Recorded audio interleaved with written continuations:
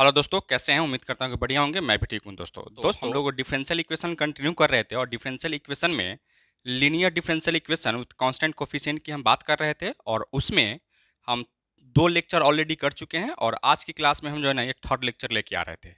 इससे पहले आपको linear differential equation with constant coefficient क्या होता है, कैसे उसको सॉल्व करते हैं या सॉल्व करने का कितना तरीका होता है, यह सब चीज़ के बारे में हम बात किए थे लेक्चर नंबर 1 में।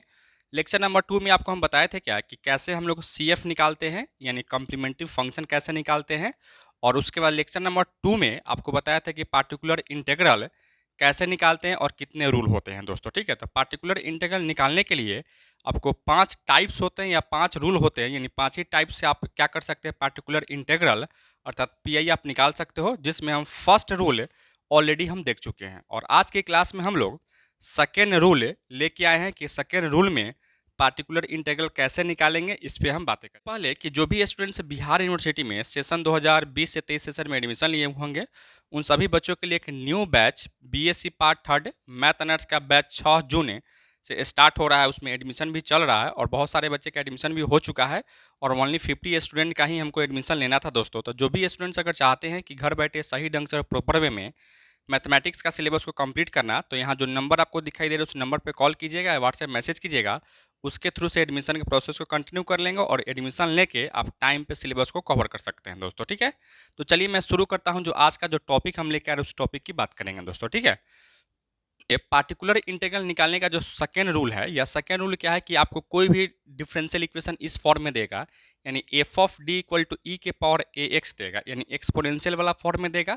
तो इसका पार्टिकुलर इंटीग्रल कैसे निकालिएगा, फर्स्ट नंबर में कि आपको पुट करना है डी के जगह पर ए पुट कीजिएगा। ठीक है, और डी के जगह पर ए जब पुट करेंगे तो इसका जो पार्टिकुलर इंटीग्रल क्या हो जाएगा, यहाँ से ई के power A x F of A put कीजिएगा। ठीक है, यानी यहाँ से एफ ऑफ डी के जगह पर हमको क्या पुट कर लेना है, ए पुट कर लेना है। तब जब यह एफ ऑफ ए जो है ना 0 के बराबर नहीं हो तभी ऐसा करेंगे दोस्तों। ठीक है, अगर फिर यहाँ से 2 नंबर में कहता है क्या कि अगर f of D equal to अगर 0 आपको आ जाए तो उस केस में डी के जगह पर ए नहीं पुट कीजिएगा। डी के जगह पर आपको क्या पुट करना है, तो डी प्लस ए पुट कर लेना है। क्या पुट करना है, डी के जगह पर a, d plus a put करना है। कब, जब f of D equal to आपका 0 मिल जाए तब दोस्तों। ठीक है, तो इस केस में इसका जो पार्टिकुलर इंटीग्रल निकालेंगे तो वह क्या होगा, तो आपको ई के पावर ए एक्स को इधर भेज देना है। ठीक है, और यहाँ 1 बचेगा और यहाँ से डी के जगह पर जैसे एफ ऑफ डी है ना, तो यहाँ से क्या लिखोगे, एफ ऑफ डी प्लस ए, और इसको जब बाहर फेंकोगे तो यहाँ क्या बचेगा, कुछ नहीं बचेगा, तो 1 बचने वाला है। तो यहाँ से आप क्या लिखिएगा, 1 लिखिएगा दोस्तों। ठीक है,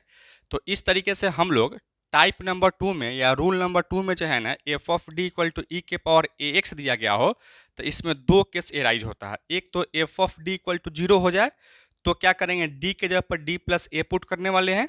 अगर एफ ऑफ डी के जगह पर 0 अगर नहीं होता है तो फिर डी के जगह पर हम ए ही पुट कर लेंगे और ए क्या होगा, तो ई के पावर जो एक्स का जो कोफिशिएंट होगा वही उसका वैल्यू होगा दोस्तों। ठीक है, तो हम लोग क्या करते हैं, इसको समझने के लिए 2 क्वेश्चन को करेंगे। एक क्वेश्चन इसके लिए यानी 1 के लिए और एक क्वेश्चन सेकेंड के लिए दोस्तों। ठीक है, तो फर्स्ट क्वेश्चन में यहाँ से हम लिख के लेके आ रहे थे। फर्स्ट क्वेश्चन क्या है आपका, तो d two y upon d x square minus का 3 d y upon d x plus का 2 वाई इक्वल टू ई के पावर 3 एक्स आपको दिया गया है। ठीक है, डिफरेंशियल इक्वेशन जो है linear differential equation with constant coefficient ही है।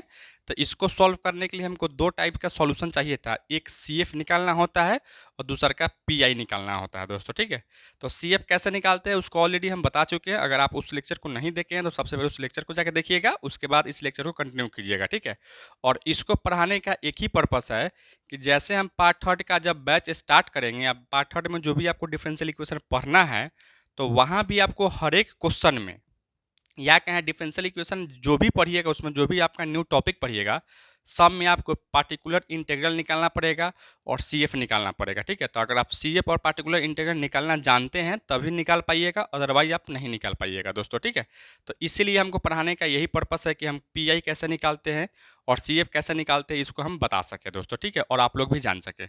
तो सबसे पहले हम लोग यहाँ से क्या करेंगे, यहाँ से देखिए इसको कैसे लिख सकते हो, यहाँ से क्या यहाँ से लिख सकते हैं हम लोग D two upon d x square minus का 3 D upon d x plus का 2 into y equal to e के पावर 3x लिखते हैं। इसमें से क्या किया हम लोग, सब में से y को कॉमन निकाल चुके हैं। फिर हम सब यहाँ से क्या करते हैं, यहाँ से डी अपॉन डी एक्स कि जब आप यहाँ से क्या पुट करते हैं, डी पुट कर लेते हैं, ठीक है, और D two upon d x square के जब आप क्या पुट करते हो, डी स्क्वायर पुट करते हैं। तो हम लोग क्या करेंगे, यहाँ से क्या लिख सकते हो, डी स्क्वायर माइनस का 3d प्लस का 2 whole into y equal to क्या करेंगे, ई के पावर एक्स लिख सकते हैं। अब जैसे अगर इसको हम लिख लिए तो यहाँ से हम क्या कर सकते थे, यहाँ से हमको क्या निकालना होता है, सी एफ निकालना होता था। फोर कॉम्प्लीमेंट्री, सी एफ को फुल फॉर्म क्या कहते हैं, कॉम्प्लीमेंट्री फंक्शन।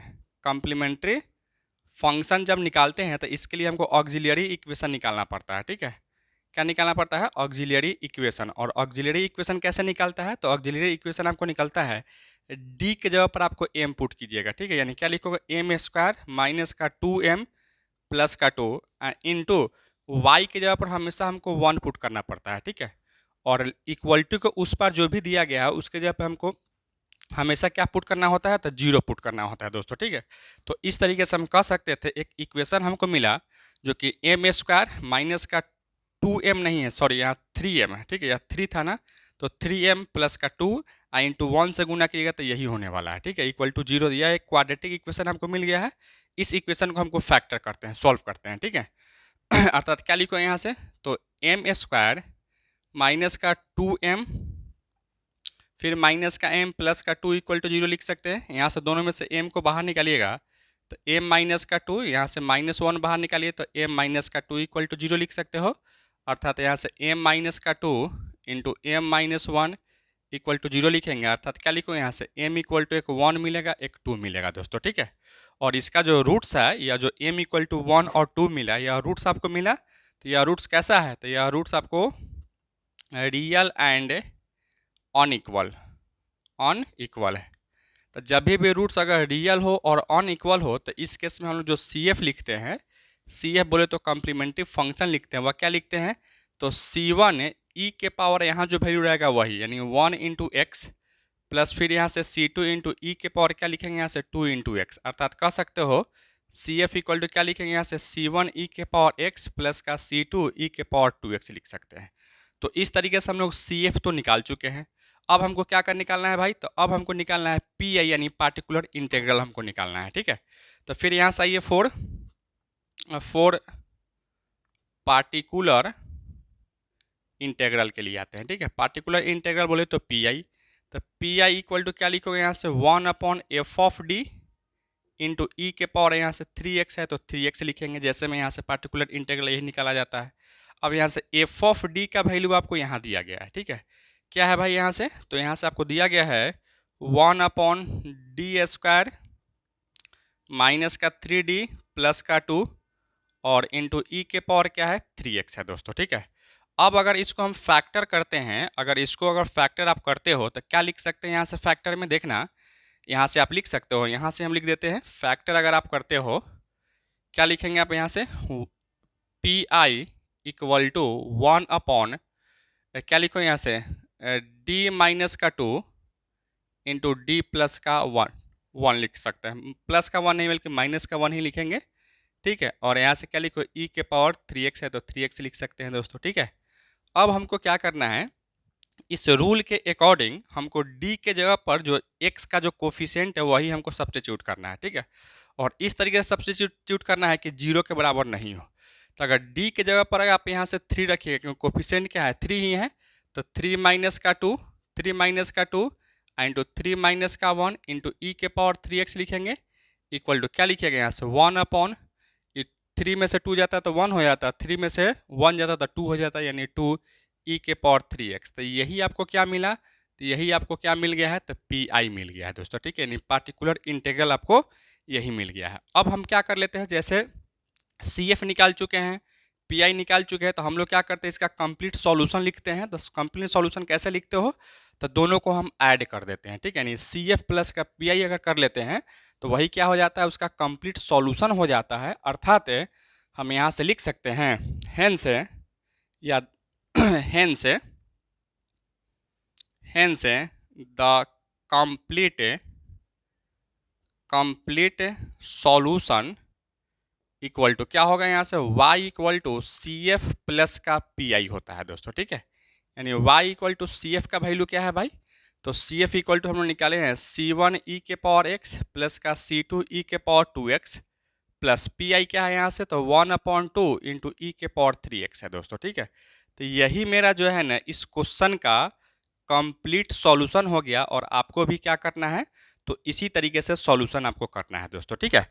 तो इस तरीके से आपको इसमें मेनली हम क्या किए हैं, तो मेनली आपको हम पी आई कैसे निकालते हैं यानी पार्टिकुलर इंटीग्रल कैसे निकालते हैं इस चीज़ को हम बताए हैं दोस्तों, ठीक है। तो यह आपका केस नंबर 1 के लिए आ गया था।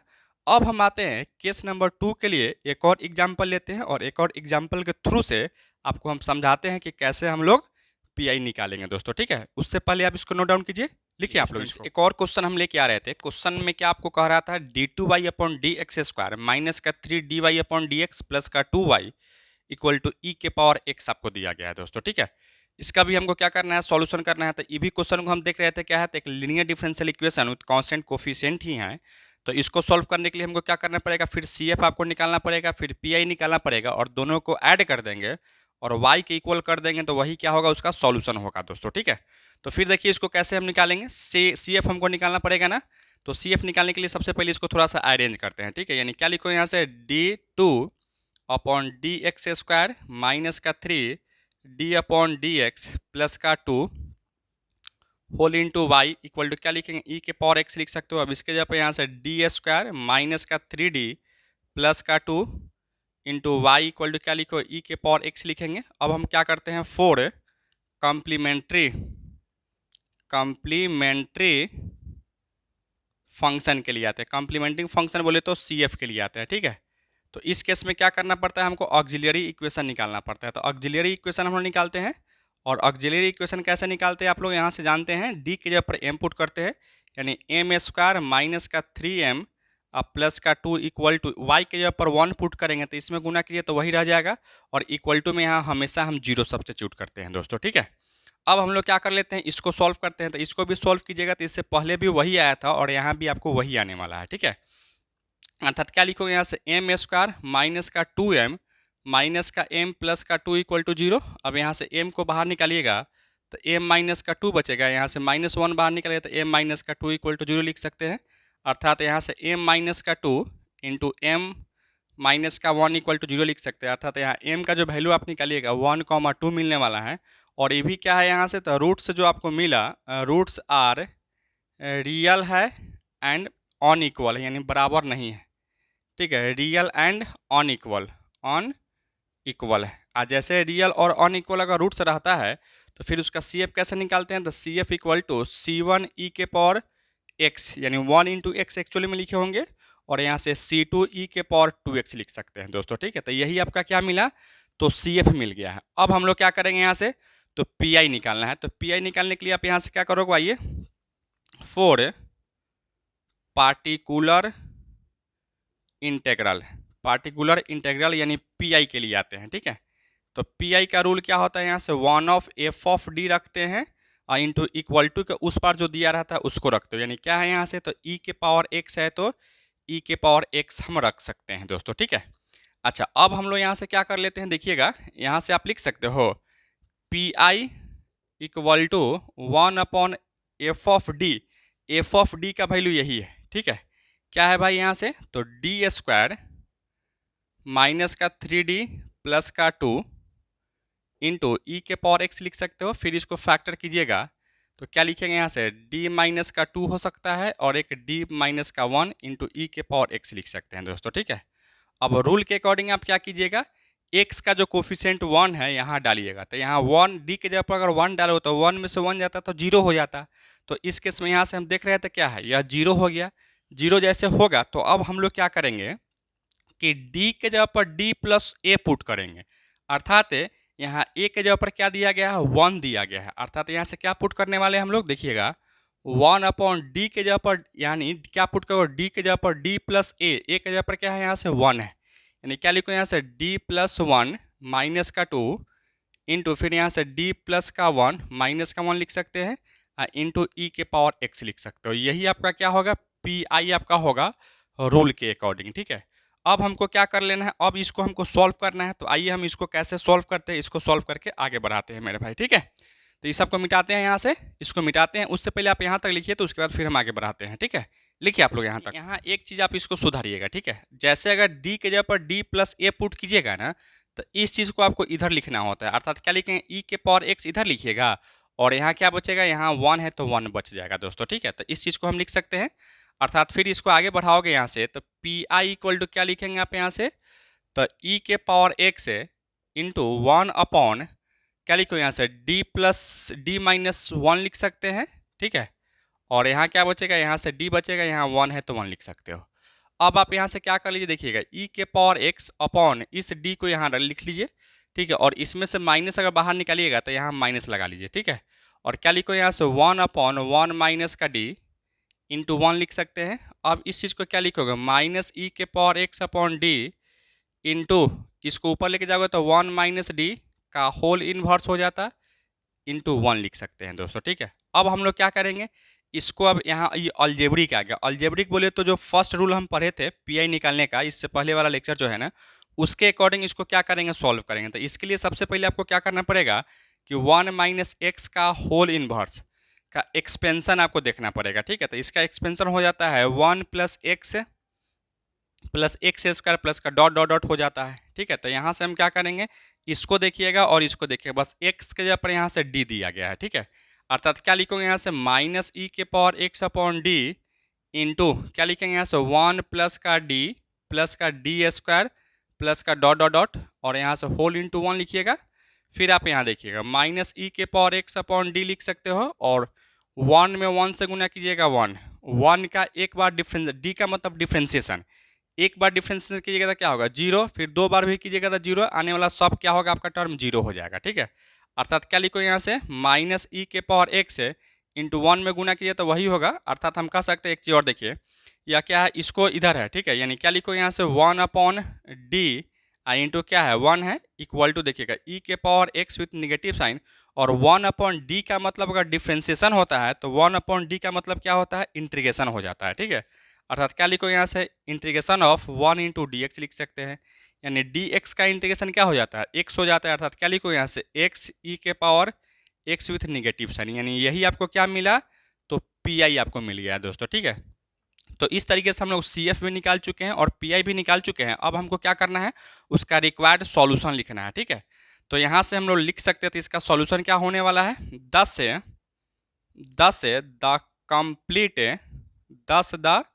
कंप्लीट रिक्वायर्ड सॉल्यूशन क्या मिलने वाला है भाई इसका, तो y equal to C F plus का पी आई हम लोग जानते हैं। y equal to C F का वैल्यू जस्ट निकाले थे जो कि मिटा दिए हैं, c1 ई के पावर x प्लस का c2 ई के पावर 2x था, ठीक है। प्लस पी आई के वैल्यू क्या है यहाँ से माइनस, यानी प्लस इंटू माइनस क्या होगा, माइनस हो जाएगा, x ई के पावर क्या लिखोगे यहाँ से x लिख सकते हो दोस्तों, ठीक है। तो इस तरीके से यही आपका क्या मिला, तो इस क्वेश्चन का रिक्वायर्ड सॉल्यूशन मिल गया, यानी इसी तरीके से आप क्या कर लीजिएगा, सॉल्व कर लीजिएगा दोस्तों, ठीक है। तो यहाँ तक किसी को समझने में कोई दिक्कत है मेरे भाई, किसी को भी नहीं ना। तो दोस्तों आज की क्लास में हम इतना ही रखते हैं। यह लेक्चर आपको कैसा लगा आप कमेंट करके जरूर बताइएगा। साथ ही साथ चैनल पर नए हैं तो चैनल को सब्सक्राइब कर लीजिएगा। और एक और बहुत बहुत बहुत ज़रूरी सूचना है कि जो भी स्टूडेंट्स स्पेशली बिहार यूनिवर्सिटी में सेशन 2020 से 23 सेशन में एडमिशन लिए होंगे, उन सभी बच्चों का टीडीसी पार्ट 2 का एग्जाम जस्ट समाप्त हुआ है और एक मेरा ऑनलाइन पेड क्लासेस एक स्टार्ट होने वाला है जो कि 6 जून से स्टार्ट होने वाला है और उसका एडमिशन चल रहा है और उसमें ओनली 50 स्टूडेंट का ही एडमिशन होने वाला है दोस्तों। और बहुत सारे स्टूडेंट का एडमिशन ऑलरेडी हो चुका है। तो जो भी बच्चे अगर चाहते हैं कि घर बैठे सही ढंग से और प्रॉपर वे में सिलेबस को कवर करना, तो आप कोर्स को परचेज करके एडमिशन ले सकते हैं और एडमिशन लेके घर बैठे सिलेबस को कंप्लीट कर सकते हो। कोर्स को परचेज करने के लिए यहाँ जो नंबर आपको दिखाई दे रहा है उस नंबर पर कॉल कीजिएगा या व्हाट्सएप मैसेज कीजिएगा, उसके थ्रू से एडमिशन के प्रोसेस को कंटिन्यू कर लेंगे। Thank you so much for watching this.